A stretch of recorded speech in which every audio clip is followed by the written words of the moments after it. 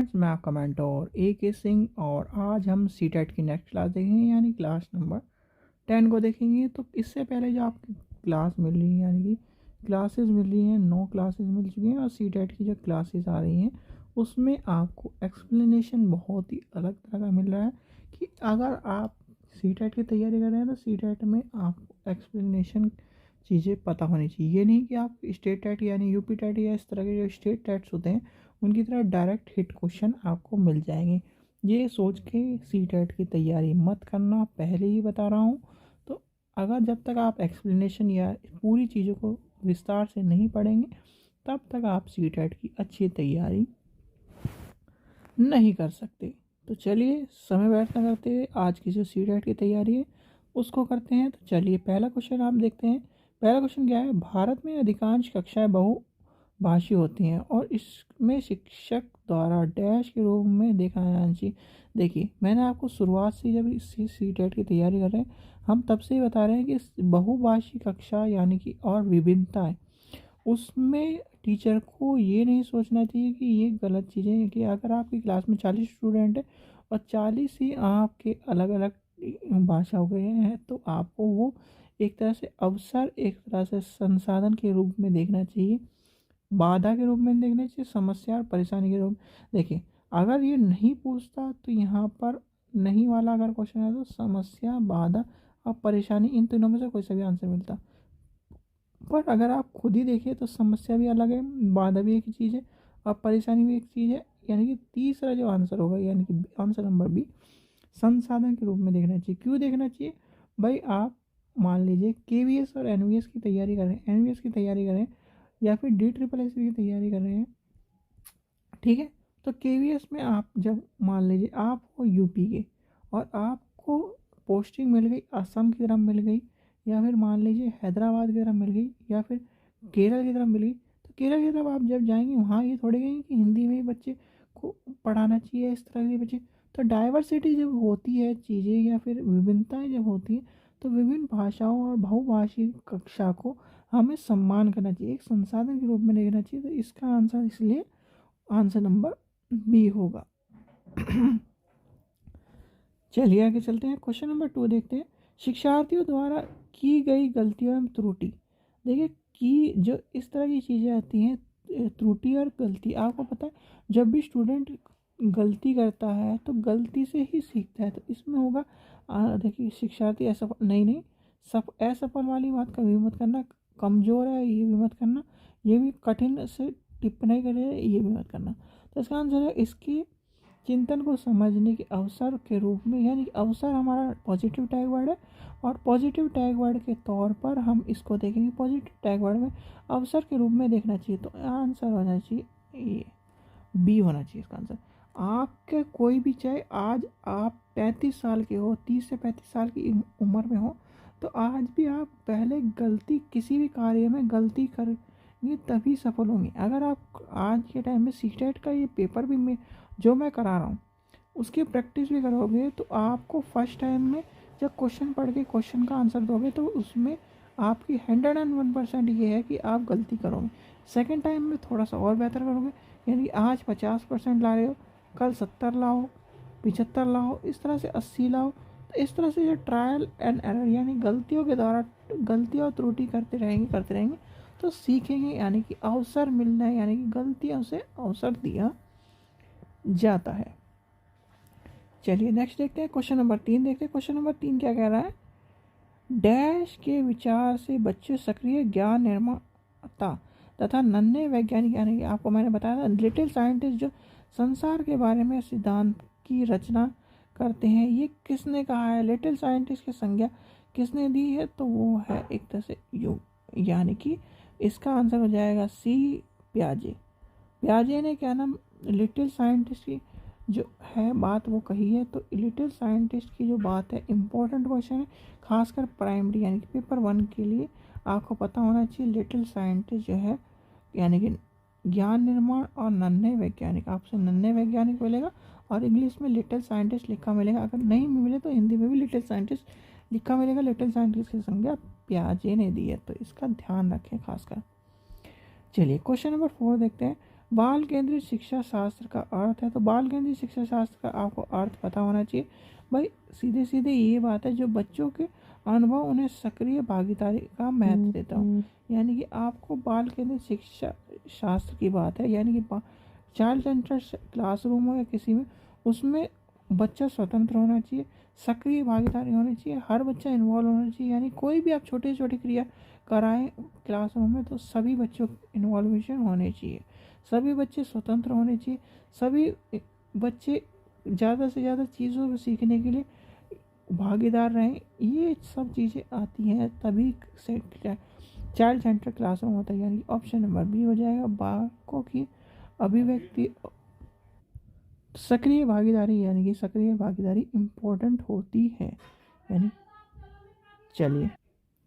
चलिए question number next देखते हैं। क्वेश्चन नंबर 5 क्या कह रहा है, जटिल परिस्थितियों में संसाधित करने में शिक्षक बच्चों के सहायक, यानी कि एक तरह से जटिल परिस्थितियों में क्या होती है चीज़ें वो बताई गई है। तो जटिल परिस्थिति में आपको पता होना चाहिए, जब जटिल परिस्थिति होती है तो आपको एक तरह से कार्य को छोटे हिस्सों में बांटकर, यानी कि डिवाइड एंड रूल आपने सुना होगा कि छोटी छोटी चीज़ों को छोटे छोटे अक्षर, यानी कि आप जैसे कोई भी सेंटेंस पढ़ते हैं, यानी कोई भी बड़ी स्पेलिंग पढ़ते हैं तो छोटे छोटे जैसे इन्फॉर्मेशन, मान लीजिए हम इन्फॉर्मेशन एक स्पेलिंग है, इनफॉर्मेशन, इस तरह से पढ़ेंगे तो उसको भी हम इन बताएंगे, पहले फॉर बताएंगे, मिशन बताएंगे और सन। इस तरह से जब पढ़ेगा बच्चा तो वो डिवाइड एंड रूल करके पढ़ेगा। तो इसका आंसर हो जाएगा कार्य को छोटे छोटे हिस्सों में बांटकर डिसीजन करना, यानी ऑप्शन नंबर सी हो जाएगा। क्वेश्चन नंबर 6 देखते हैं, शिक्षार्थियों से यह उपेक्षा करने की वह ज्ञान की को उसी रूप में पुनः प्रस्तुत कर दे जिस रूप में उन्हें ग्रहण करा जाए। तो एक तरह से तो देखिए छठा क्वेश्चन क्या कह रहा है, शिक्षार्थियों की ये उपेक्षा करना कि वे ज्ञान को उसी रूप में पुनः स्थापित कर देंगे जिसमें उन्हें ग्रहण करना। ये आपको मैंने क्वेश्चन दोबारा रिपीट करके बताया क्यों है। देखिए भाई, किसी भी ज्ञान को एक तरह से अगर इसको उस उद्देश्य से लेके चले कि इस ज्ञान को पुनः ग्रहण करना चले, तो पुनः ग्रहण करना एक तरह से रटन पद्धति वाली चीज़ आ जाएगी। पर ये एक ऑप्शन, इसका ऑप्शन होगा समस्यात्मक है, क्योंकि व्यक्ति अनुभव की व्याख्या करता है और ज्ञान को जो को तो पुनः स्थापित यानी पुनः उपयोग नहीं करना चाहता, यानी कि रटन पद्धति नहीं कर सकता। आप एक चीज़ को मतलब एक पेंटिंग को बनाएं फिर दोबारा बनाएं तो उसमें भी माइनर मिस्टेक या माइनर चीज़ें में परिवर्तन आएगा ही आएगा। ठीक है बच्चों, तो इसका आंसर होगा ये आपको ये या तो इस तरह का मिलेगा या रटन पद्धति का सम्मान करा इस तरह का मिलेगा। ऑप्शन इस तरह के ही मिलेंगे सीटेट में। चलिए क्वेश्चन नंबर 7 देखते हैं, जब शिक्षार्थी को समूह में किसी समस्या पर चर्चा का अवसर दिया जाता है तो उसे सीखने का एक वक्र। तो इसका आंसर आपको पता होना चाहिए भाई, जब इस तरह की चीज़ें आती हैं तो हमारी बेहतर होता है, यानी कि एक तरह से वक्र होगा बेहतर। Option number D. चलिए क्वेश्चन नंबर 8 देखते हैं, विकास की गति एक व्यक्ति से दूसरे व्यक्ति में भिन्न होती है किंतु यह एक डैश नमूने का अनुगम है, यानी कि एक तरह से उसका अनुमान या इस तरह की चीज़ें कही है। तो एक तरह से जब आप बात करते हैं क्लासरूम में किसी भी स्टूडेंट की या फिर किसी भी स्टूडेंट की या फिर व्यक्ति की, तो व्यक्तिगत भिन्नता आपने देखी होगी, शुरुआत से हम पढ़ते हुए हैं व्यक्तिगत भिन्नता होती ही होती है। और व्यक्तिगत भिन्नता का कारण क्या है, वो है क्रमबद्धता और व्यवस्था, यानी कि ऑप्शन आ जाएगा इसमें क्रमबद्धता, ऑप्शन नंबर सी क्रमबद्धता और व्यवस्था। जब तक आप किसी भी व्यक्ति को देखेंगे, व्यक्ति एक व्यक्ति होगा या दूसरा व्यक्ति होगा, उसमें भिन्नता जरूर पाई गई है। और क्यों पाई गई, क्रमबद्धता और व्यवस्था के कारण। चलिए क्वेश्चन नंबर 9 देखते हैं, विकास के लिए निम्न में से कौन सी एक उचित है, यानी कि एक जो उचित बात है वो क्या है। तो विकास के लिए आपको पता होना चाहिए, विकास सामाजिक सांस्कृतिक संदर्भ में विकास एक महत्वपूर्ण भूमिका निभाता है। तो यानी कि विकास जो होगा वो सामाजिक सांस्कृतिक संदर्भ में महत्वपूर्ण भूमिका निभाता है। तो इसका आंसर हो जाएगा ऑप्शन नंबर 1 तो इसका हो जाएगा ऑप्शन नंबर 1। नेक्स्ट क्वेश्चन देखते हैं। नेक्स्ट क्वेश्चन है क्वेश्चन नंबर 10 देखते हैं। व्यक्ति में एक दूसरे में भिन्नता क्यों होती है? व्यक्तिगत भिन्नता आपको पता है कि भाई व्यक्तिगत भिन्नता इसलिए होती है कि व्यक्तिगत भिन्नता जो होती है आनुवंशिकता और वातावरण के बीच अनुक्रिया के कारण होती है। भाई जो भी व्यक्ति होगा पहले बात तो उसका वातावरण और फिर उसकी आनुवंशिकता या वंशानुक्रम के कारण ही होगी। तो इसका आंसर हो जाएगा, जहाँ भी देखिए, जहाँ भी क्वेश्चन में आपको आनुवंशिक और वातावरण मिल जाए और वो पॉजिटिव की तरफ हो तो उसका आंसर होगा, बिल्कुल वही आंसर मिलेगा, डायरेक्ट हिट क्वेश्चन मिलेगा। क्वेश्चन नंबर 11 देखते हैं। बच्चे के सामाजिकरण में परिवार डैश भूमिका निभाता है। भाई परिवार की बात आए तो परिवार जो होता है, परिवार से ही यानी कि घर से, होम से कहा जाता है स्कूल, और स्कूल में क्या बनाता है? फ्रेंड्स। ठीक है, फ्रेंड्स बनाता है। फ्रेंड्स से कहाँ आता है? प्ले ग्राउंड, यानी गेम्स के प्ले ग्राउंड, ये सब चीज़ें आती हैं। और इससे अगर इससे पहले लेके चले आस पड़ोस, यानी कि नेबरहुड, नेबरहुड के बाद तो ये सब चीज़ें आएगी। तो सबसे पहला जब रह कहाँ रहा है, वो घर में रह रहा है, तो घर क्या हो जाएगा? मुख्य। तो मुख्य भूमिका निभाता है। चलिए क्वेश्चन नंबर 12 देखते हैं। निम्न में से कौन सी एक सही मिलान है, यानी कि सही मिलान का जोड़ा है, तो वो पूछा गया। इसमें आपको देखिए, मूर्त संक्रियात्मक बच्चा साधारण एवं वर्गीकृत योग्यता, यानी कि ऑप्शन नंबर डी हो जाएगा इसका आंसर। ठीक है, चलिए आगे चलते हैं। 13, एक बच्चा कहता है कि धूप में कपड़े जल्दी सूखते हैं, वह डैश की समझ को प्रदर्शित करता है। भाई छोटा बच्चा है, और छोटा बच्चा जब इस तरह की बातें करता है तो आपको पता होना चाहिए वो है कारण और प्रभाव के कारण, यानी कि उसे कारण भी पता है और प्रभाव के प्रदर्शन कर रहा है। तो चलिए ऑप्शन नंबर इसका हो जाएगा बी। नेक्स्ट देखते हैं क्वेश्चन नंबर 14 देखते हैं। पियाजे के अनुसार बच्चे का चिंतन व्यवस्थकों से डैश भिन्न होती है और बजाय डैश के, यानी कि दो ऑप्शन पूछे गए, तो इसमें आपको ऑप्शन हो जाएगा प्रकार से भिन्न होती है बजाय मात्रा के, यानी कि ऑप्शन नंबर बी हो जाएगा इसका आंसर। तो क्वेश्चन नंबर 15 देखते हैं। क्वेश्चन नंबर 15 क्या कहना, निम्न में से कौन सा एक आधारभूत सहायता का उदाहरण है? यानी कि आधारभूत क्या उदाहरण है? तो आधारभूत जब आप चीज़ें पढ़ेंगे तो इसमें आपको एक चीज़ पता होनी चाहिए, जब इस तरह के क्वेश्चन आते हैं तो अनुमोदन और संकेत देने की बात आती है, यानी कि जहाँ भी आपको संकेत देने की बात मिले तो पॉजिटिव टैग वर्ड है, यानी कि पॉजिटिव टैग वर्ड है, और पॉजिटिव टैग वर्ड का मतलब हो जाता है ऑप्शन नंबर डी। चलिए आगे चलते हैं। क्वेश्चन नंबर 16 देखते हैं। वायुगोस्ती के अनुसार बच्चे सीखते हैं, तो बच्चे क्या सीखते हैं? बच्चे आपको पता होना चाहिए। जो क्वेश्चन नंबर 16 है वो अप्रोप्रिएट एक तरह से अच्छा क्वेश्चन है। तो वायुगोस्ती के अनुसार व्यवस्था और समवयस्कों के साथ परस्पर क्रिया करना, यानी कि ऑप्शन नंबर सी हो जाएगा इसका। क्रिया करना, एक तरह से परस्पर क्रिया करना, पॉजिटिव टैग वर्ड है, तो इस चीज़ का ध्यान रखना। चलिए क्वेश्चन नंबर 17 देखते हैं। कोलरबर्ग ने प्रस्तुत किया, क्या प्रस्तुत किया? तो प्रस्तुत करा कि उन्होंने नैतिक विकास के चरण, यानी कि ऑप्शन नंबर सी आ जाएगा, नैतिक विकास के चरण को प्रस्तुत किया। चलिए क्वेश्चन नंबर 18 देखते हैं।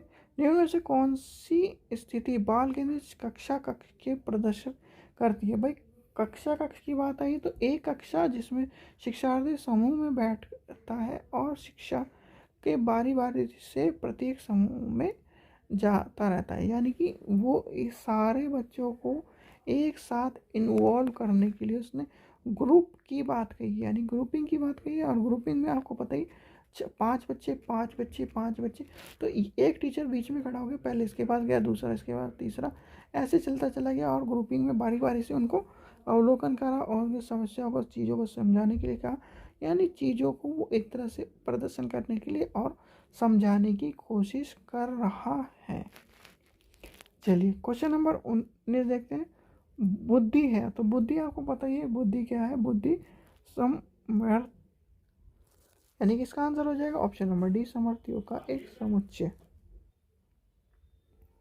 चलिए क्वेश्चन नंबर 20 देखते हैं। भाषा विकास के प्रारंभिक बचपन डैश का काल है। तो यानी कि ऑप्शन नंबर जो क्वेश्चन नंबर 20 का आपको हो जाएगा अति संवेदनशील।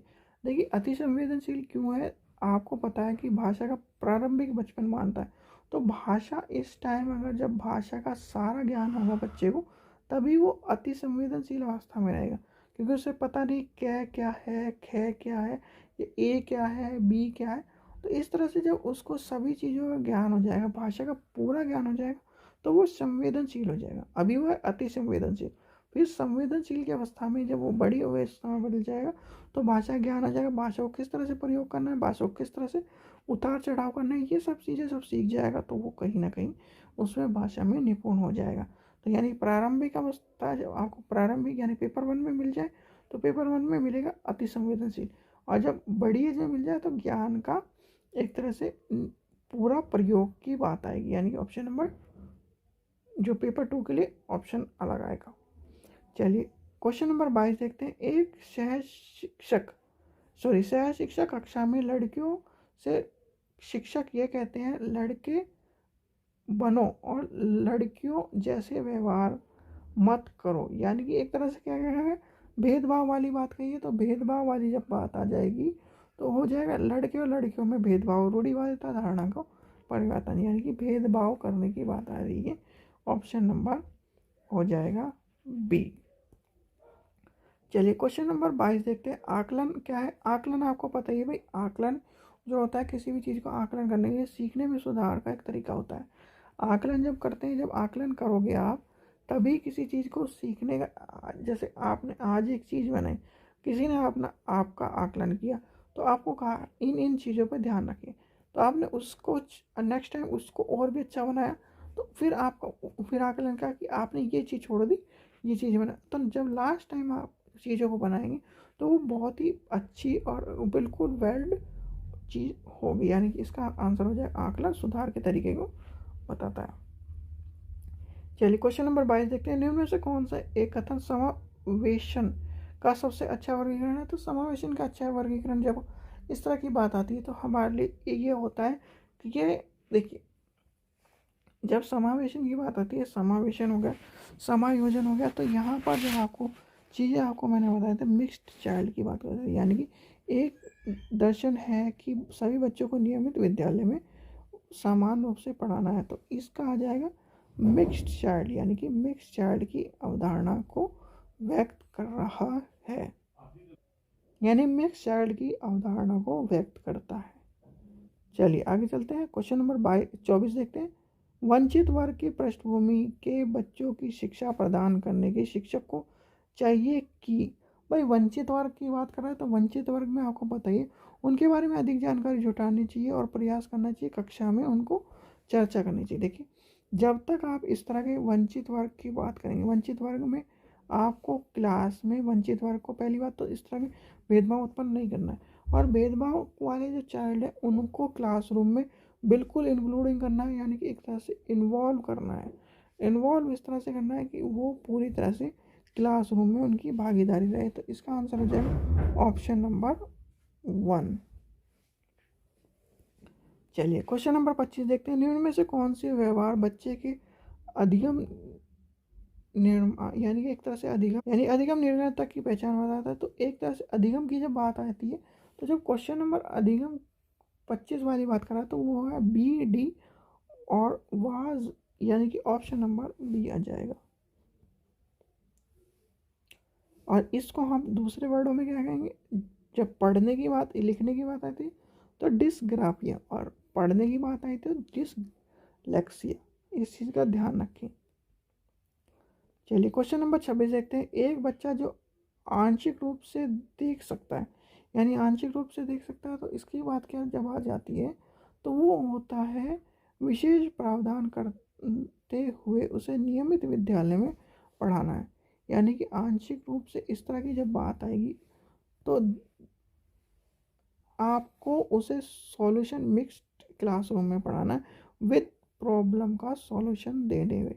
यानी कि सॉल्यूशन आपको उसका देते हुए, या फिर कोई भी टीचिंग ऐड हो गया, या फिर उसको प्रॉब्लम के लिए जैसे हम उसे आगे बढ़ाएंगे। तो इस तरह से नियमित विद्यालय में विशेष प्रावधान कर नियमित विद्यालय में पढ़ाने की बात कही गई है। चलिए क्वेश्चन नंबर 27 देखते हैं। 27 क्या कह रहा है, सीखना क्या है। सीखना आपको पता ही है भाई, सीखना जब होता है, सीखने की बात आती है, सीखने वाले के संवेग को प्रभावित करता है। भाई आप कोई भी चीज़ सीखना चाहते हैं, सीटेट कोई सीखना चाहते हैं, सीटेट की क्लास लेंगे तो उसके लिए आपको अपने संवेग को नियंत्रण करना पड़ेगा कि भाई सीटेट की क्लास ही लूँ मैं ऑनलाइन, उसके अलावा कुछ ना पढ़ो। तो उसके चीज़ें की सीटेट की अपने संवेग को प्रभावित होते हैं, यानी कि ऑप्शन नंबर सी आ जाएगा।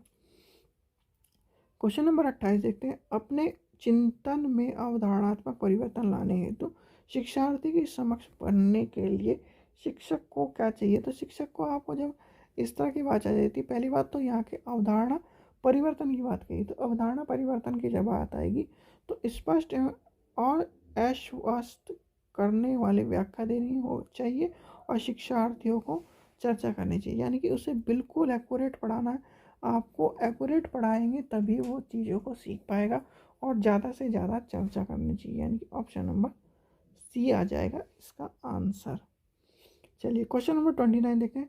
प्राथमिक विद्यालय में कक्षा कक्ष के संदर्भ में प्रक्रियाबद्धता का अर्थ है, प्रक्रियाबद्धता का अर्थ क्या है। तो 29 का आंसर हो जाएगा जांच पड़ताल करना, यानी प्रश्न पूछना और वाद विवाद कराना। तो ऑप्शन नंबर बी हो जाएगा इसका आंसर, यानी कि आपको वाद विवाद कराना है। जहाँ भी आपको प्रश्न पूछने वाली बात है, वाद विवाद, चर्चा, जांच पड़ताल करना या चर्चा करना, इस तरह की याद कराना नेगेटिव टैग वर्ड है, यानी कि याद कराना, नकल कराना, इस तरह के जो टैग वर्ड मिले तो वो आंसर नहीं। अगर नहीं आए यहाँ पे तो वो आंसर होगा, और अगर आप सीधे सीधे पूछे तो जांच कराना, प्रश्न पूछना, इस तरह के आंसर आपको मिलेंगे, तो जो आपको पॉजिटिव टैग वर्ड के तौर पर मिलते हैं।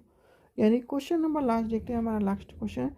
बच्चे तब सर्वाधिक सृजनशील होते हैं, यानी कि एक तरह से क्रिएटिव होते हैं, जब वे गतिविधि में अपनी, यानी कि गतिविधि में क्या करें, अपनी रुचि से भाग लें, यानी कि अपनी रुचि से भाग जब लेगा तो वह ज़्यादा क्रिएटिव होगा। आपने क्वेश्चन पढ़ा होगा सीटेट में कि मीरा या फिर एक गर्ल है, वो स्कूल के, यानी कि स्कूल के सभी चीज़ों में पार्टिसिपेट करते हैं, चाहे वो डांस हो, चाहे वो लिसनिंग हो, चाहे पोएट्री हो, चाहे किसी भी। तो वो खुद से क्रिएटिव है, यानी कि अपनी रुचि से उन सब चीज़ों में पार्टिसिपेट कर रही है। तो पार्टिसिपेट करने की वजह से वो सर्वाधिक सृजनशील है, यानी गतिविधियों में खुद से भाग ले रही है, तो अपनी रुचि से वो सभी चीज़ों में इन्वॉल्व हो रही है। तो इन सब चीज़ों का ध्यान रखना। ठीक है बच्चों, आशा करता हूँ आपको वीडियो पसंद आई। वीडियो पसंद आई तो लाइक करें, चैनल को सब्सक्राइब करें। एक रिक्वेस्ट है, आप वीडियो देखते हैं चैनल को सब्सक्राइब नहीं करते तो चैनल को ज़रूर सब्सक्राइब करके, जिससे हमें मोटिवेशन मिले और आपको अच्छी से अच्छी वीडियो प्रोवाइड कर सकें। Thank you.